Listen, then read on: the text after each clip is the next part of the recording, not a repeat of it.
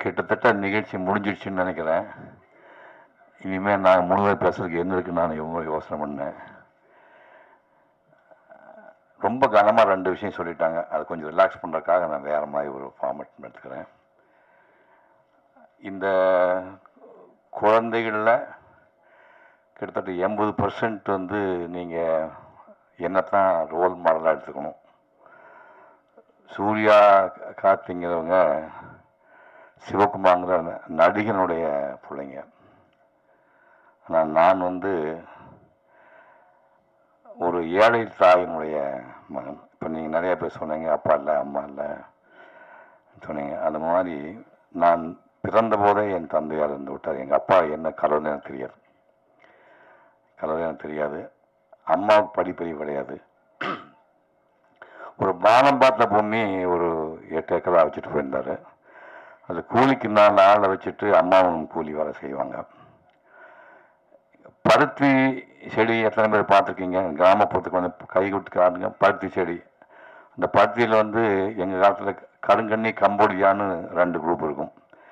கருங்கண்ணிங்கிறது செம்மண் நிலத்தில் விளையக்கூடியது, கம்போடியாங்கிறது கரிசல் மண்ணை விளையக்கூடிய ஹைடெக்கு பருத்தி. அது இந்த செம்மணத்தில் கருங்கண்ணி வந்து பருத்தி எடுத்து முடிஞ்சோடனே அந்த காஞ்சி போனால் அதுக்கு வேறு தான் மாறு, பருத்தி மாறுன்னு சொல்லுவாங்க. அதை வந்து மனுஷங்க தான் பூமியிலேருந்து பிடுங்கி எடுக்கணும். ஒரு 6-7 பேர் வந்து அதை கூலிக்கு பிடுங்கிட்டு இருக்கும்போது எங்கள் அம்மாவும் கூட போய் பிடுங்குவாங்க. அந்த சாயங்காலம் வரைக்கும் நீங்கள் பார்த்தீங்கன்னா ரஃபா கணக்கு போடுங்க, ஒரு 10,000 பருத்தி மாறு நீங்கள் சாயங்காலத்தில் எங்கள் அம்மா பிடுங்கி ஆகணும். பிடுங்கினா ஈஸியாக வராது. முக்கி பிடுங்கினா பிடுங்கி எடுக்கும்போது 10-15 பிடுங்கும்போது லேசாக அது சிவப்பு கலராகி கொஞ்சம் நேரமாகி மத்தியானத்துக்குள்ளே இது தோல் உறிஞ்சிடும். முதல்ல கொப்பளமாகி உள்ள மாற்றுறதுக்கு அப்புறம் அதே உறிஞ்சிடும். நான் பல தடவை என் தாயாரை மாலையில் போய் பார்க்கும்போது வெள்ளை துணி சுற்றிட்டு இருப்பாங்க. அந்த துணியை பிரித்து காட்டினா உள்ளே வந்து சேப்பாக திட்டுருக்கும். அந்த துணியை ஃபுல்லாக எடுத்தால் ரத்தம் வந்துட்டுருக்கும். இப்படியெல்லாம் வேலை செய்த என் தாயாரை நான் கண்ணால் பார்த்தவன். பஞ்சம்னா உங்களுக்கெல்லாம் என்னென்னு தெரியாது. பஞ்சம்னா உணவு தான், எதுவுமே விளையாது. அந்த காலகட்டத்தில் ஒட்டக பால் பவுடர் கொடுப்பாங்க. ஒட்டக பால் பவுடர் சாப்பிட்டவங்க யார் இருக்கீங்களா? அங்கே யாராவது கை தூக்க முடியுமா? ஒட்டக பால் பவுடர் இங்கே கல்யாணம் வச்சுருக்காரு. ஒட்டக பால் பவுடர் ஒன்று கொடுப்பாங்க. அதை வந்து ஹாட் வாட்டரில் போட்டு கொஞ்சம் சர்க்கரையும் போட்டு குடிக்கும்போது அந்த கவுச்சி வரும். அந்த ஒட்டகத்தோட நாற்றம் வர்றது நான் குடிச்சிருக்கேன்.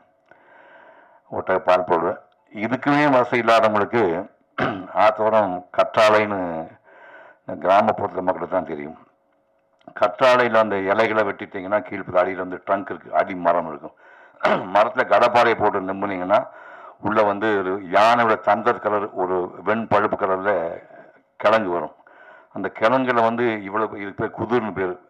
மொடாங்கிற சிறுசாக இருக்குது, பெருசாக இருக்கு பேர் குதிர்னு பேர். குதிருக்குள்ளே ஒரு பாதி குதிருக்கு வந்து கட்டி அதை போட்டுட்டு கொட்டையை நீக்கி நார் வச்சு இவ்வளவு புளியை உள்ளே போடணும். அதுக்கப்புறம் கருப்பட்டி வந்து தட்டி ஒரு 10-20 கருப்பட்டி வட்டு அதை தட்டி உள்ளே போடணும். போட்டு ஒரு பாதி குதிரைக்கு தண்ணி ஊற்றி 24 மணி நேரம் எரிச்சிங்கன்னா அந்த பழுப்பு கலரில் உள்ள அந்த கிழங்குல வந்து இந்த புளியோட எசன்ஸும் கருப்பட்டி எசன்ஸ் சேர்ந்து திருநெல்வேலி அல்வா கலர் இருக்கும். இதை வச்சு பார்த்தீங்கன்னா திருநெல்வேலி அல்வா மாதிரியே இருக்கும். சாப்பிட்டீங்கன்னா 2 ஹவர்ஸில் லூஸ் மோஷன் போகும். இதெல்லாம் நாங்கள் சாப்பிட்டு பார்த்துருக்கோம். படுத்துட்டு இருக்கும்போது திடீர்னு எனக்கு சாப்பாடுன்னா, எங்கள் காலத்தில் சாப்பாடெல்லாம் தினம் சமைக்கிறதுலாம் கிடையாது. காலையில் முந்தின நாள் செஞ்சு பழைய சாதம் இருக்கும், சோளச்சோறு இருக்கும். அடிப்பத்திலாம் அதுக்கு இப்போ சீவச்சோறு சொல்லுவாங்க. சீவச்சோறுக்கு ஒரு சின்ன பீஸ் போட்டு பால், எப்படி மாடு இருக்குனால தயிர் கிடைக்கும். தயிரும் சீவச்சோறும் போட்டு தான் நான் அந்த ஒரு 6-7 ஆண்டுகள் படிக்கும்போது காலையில் சாப்பிடுவேன். அப்புறம் தாங்க முடியாமல் ஒரு இடத்துல எங்கள் அம்மாகிட்ட பொங்கச்சோறு போட முடியாமல் நீ எதுக்காக நீ பெத்த அப்படின்னு கேட்டேன்.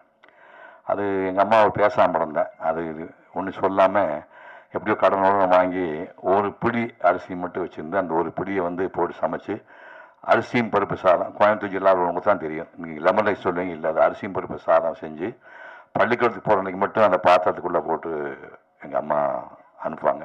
மற்ற நேரத்தில் கிடைக்காது. சாயங்காலம் கொள்ளு, தட்டைப்பயிறு, பச்சைப்பயிறு, சுண்டல், அதான் நைட் சாப்பாடு. இப்போ போகும்போது ஊருக்குள்ளே பள்ளிக்கூடம் கிடையாது, மின்சாரம் கிடையாது, டாய்லெட் கிடையாது, குடி தண்ணீர் கிடையாது. பக்கத்தில் ஒரு 1 கிலோமீட்டர் தூரத்தில் ஒரு ஊரில் போய் படிக்கிறோம்னா அங்கே வந்து தனியார் பள்ளிக்கூடம் ப்ரைவேட் வாத்தியார் ஒருத்தர் இருக்கிறாரு, கல்யாணசாமி நாடு இருந்தார். ஊருக்கு கோயிலை விட்டு தனியாக மொட்டமே ஒரு மொட்டை மண்டபம்னு ஊருக்கு நடுவில் மண்டபம் வந்துச்சு. அந்த மண்டபத்தில் வந்து தரைப்பகுதி இந்த ஹைட் இருக்கும், பூரா தூசி வந்துட்டு இருக்கும். ஸ்கூலுக்கு வர வழியில் வந்து மாடு சாணம் போட்டுருக்கோம். சாணத்தை வந்து ஒரு கூடையில் நாங்கள் அள்ளிட்டு வந்து அதை அப்படியே கரைச்சி விட்டு முதல்ல சாணம் போட்டால் சாணத்தில் புகை வரும். சாணம் போட்டு பார்த்துக்கணும் நீங்கள், மாடு சாணம் போட்ட உடனே அதில் ஒரு புகை வரும்.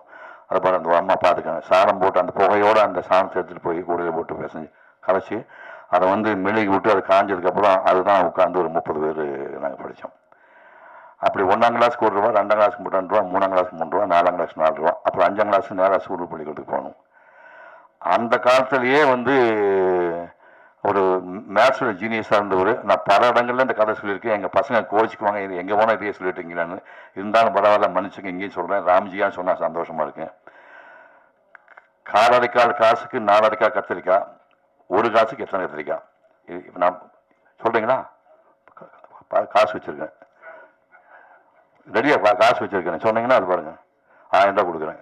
காரைக்கால் காசுக்கு 4 அடிக்காய் கத்திரிக்காய், 1 காசுக்கு எத்தனை கத்திரிக்காய்? இந்த கணக்கெல்லாம் 4 வயசுக்குள்ளே போட்டு 4ஆம் கிளாஸுக்கு முடிச்சுட்டு அப்புறம் அங்கே போனோம்.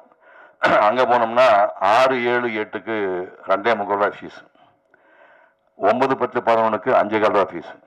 இப்போ வரும்போது அதுக்கு டோட்டல் பண்ணி பார்த்தேன், 365 ரூபா 50 பைசா. எனக்கு வந்து எஸ்எஸ்எல்சி முடிக்கிறதுக்கான செலவு 365 ரூபா 50 பைசா. இப்போ காஃபி பையனை ப்ரீகேஜி சேர்த்தவர்களுக்கு 2.5 லட்சம் ரூபா கேட்குறாங்க.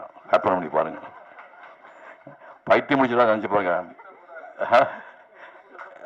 365 ரூபா 50 பைசாவில் நான் ஸ்கூல் ஃபைனில் முடிச்சுட்டேன். அங்கே ஒரு கிளைமாக்ஸ் வந்தது.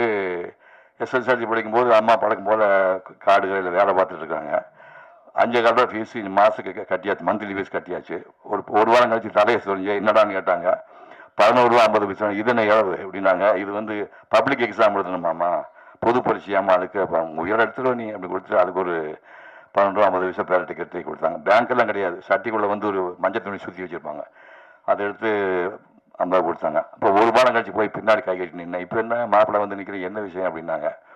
இல்லை, இந்த 6, 7, 8, 9, 10, 11 இப்போ இந்த 5, 6 வருஷம் படித்தா பசங்க ஒரு 20 பேர், பொண்ணுங்க ஒரு 5, 6 பேர், பள்ளிக்கு டீச் பண்ண வார்த்தை ஒரு 6, 7 பேர். ஒரு ஸ்வீட்காரன் காப்பி ஒரு குரூப் ஃபோட்டோ ஒன்று எடுத்துக்கணும். 5 ஒன்று கொன்னே போடுவேன். 5 குழந்தைங்க வந்துச்சு, ஒன்றா செத்து போச்சு. ஒரு பையன் செத்து போச்சு, பொண்ணு செத்து போச்சு, ஒன்றா பிள்ளைகள் செத்து போயிட்டான். ஒரு பொண்ணுக்கு 5, 6 குழந்தை கொன்னே போடு, பையில என்ன பரவாயில்ல. நான் பேசாமல் வந்துட்டேன். அன்னைக்கு போய் அந்த எல்லாரும் போனால் என்ன மாதிரியே கூட படித்தவங்கள நான் எப்பவும் 4th ரேங்க் தான், விட மாட்டாங்க. ராட்சச பயிலுக்கு முன்னாடி 3 பேர் விடவே மாட்டேன், என்ன முக்குனாலும் விட மாட்டாங்க. 4th ரேங்க் தான், கஷ்டப்பட்டு படித்தேன். அந்த 1, 2, 3லையும் 2 பேருக்கு வீட்டில் கையில் காசு கொடுக்கல. ஒரு 3, 3:30 மணிக்கு எல்லாம் பெஞ்செலாம் போட்டு ரெடி பண்ணிட்டாங்க. நான் 3 பேர் வெளியே போகிற பையன் தூக்கி தோல் போட்டு எங்கடா போகிறீங்க நாங்கள் வீட்டுக்குண்ணா, குரூப் ஃபோட்டோ நாங்கள் அது காசு கொடுத்தவங்களுக்கு அப்படின்னா. ஓ, காசு கொடுக்கலையோ அப்படின்ட்டு, பரவாயில்லப்பா ஃபோட்டோவில் நின்று போனாங்க, அது கேவலமாக இருக்குது அப்படின்னு. நம்ப மாட்டேங்க, எங்கே குரூப் ஃபோட்டோ யார் வீடு இருந்தாலும் நான் பார்க்க மாட்டேன். இப்போ எங்கள் குரூப் ஃபோட்டோ வச்சுருந்தா நான் எனக்கு கண்டு இருட்டே குரூப் ஃபோட்டோ பார்க்க மாட்டேன், நம்பவே மாட்டேங்க. 50 ஆண்டுகள் வந்து நான் குரூப் ஃபோட்டோவை பார்க்கவே இல்லை. இப்போ நான் வந்து எங்கள் காலத்து இப்போ டிஜிட்டல் கேமரா வந்துடுச்சு. நான் வாழ்ந்த காலத்தில் வந்து ஃபிலிம் தான் இருந்தது. 192 படங்கள் நடிச்சு. ஆனால் எங்கள் புறமே டிஜிட்டலில் கிடையாது, ஒரிஜினல் ஃபிலிம் போட்டு தான் வந்திருக்கேன். நீங்கள் கணக்கு போட்டு பார்த்தீங்கன்னா ஒரு 4, 5 கோடி ஃப்ரேமில் இந்த முகம் இருக்குது. அந்த 5 ரூபா ஃபோட்டோ கிடையாது. ஏதோ கொஞ்சம் நீங்கள் கைதட்டுக்காக சொன்னீங்க, இப்போ எப்போ நெஞ்சில் வலிக்கு நினச்சிப்பாங்க. அந்த 5 ரூபா ஃபோட்டோ எனக்கு வாங்கி எடுக்க முடியல.